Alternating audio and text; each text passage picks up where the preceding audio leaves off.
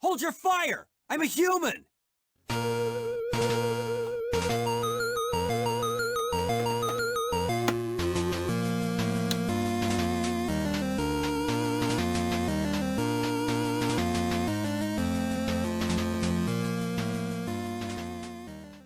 Developed by Beam Software and published by JVC, Star Wars on the NES was released in North America in November of 1991.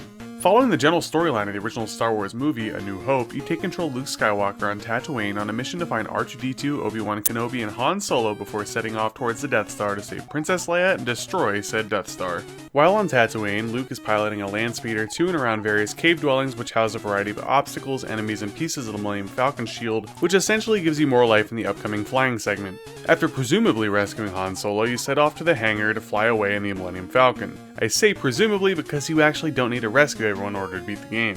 Star Wars is divided into a few different playstyles. There's action platforming, which takes up the majority of the game. Then there's a few instances of first-person flight simulation in both the Millennium Falcon and the X-Wing. Ultimately, the game finishes off in a vertical shoot-'em-up style as you're attempting to blow up the Death Star. While not 100% the same storyline and areas of the movie A New Hope, the game does do a pretty good job at keeping faithful to the Star Wars universe and the plot.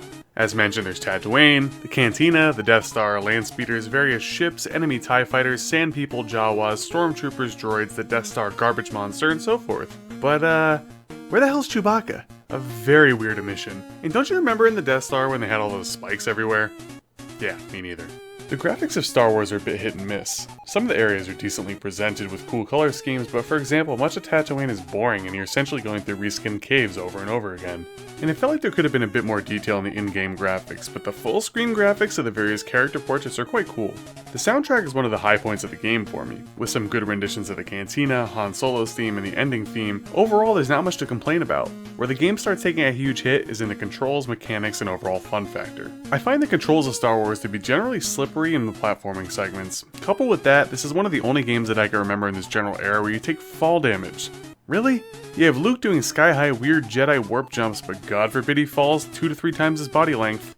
Beyond that, the general setup of the Death Star area can be a bit of a drag as it's a pseudo-maze type area when trying to navigate through to find Leia, and just features some truly annoying platforming segments towards the tail end of the game. The flying segments aren't that bad, but they do have a learning curve in regards to how to properly navigate away from enemy fire and the trajectory of your own fire on the TIE fighters. The difficulty is odd.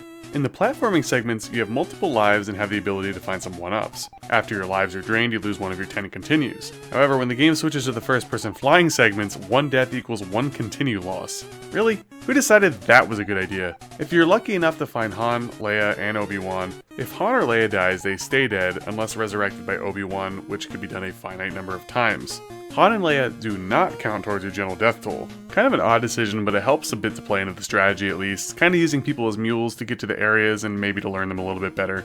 Another major strike against the difficulty is when you bump into an enemy, they could drain your entire health bar.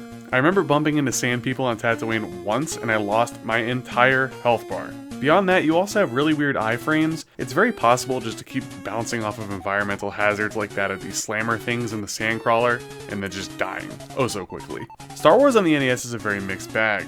Fans of the series may get some general enjoyment out of it. As mentioned, it is somewhat faithful to the movie and the universe, but people that aren't huge Star Wars fans like myself will likely see through the facade and realize that this just isn't that good of a game.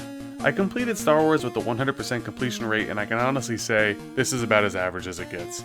I give Star Wars on the NES a 5 out of 10, and honestly I don't really recommend it. But may the Force be with you. Until next time.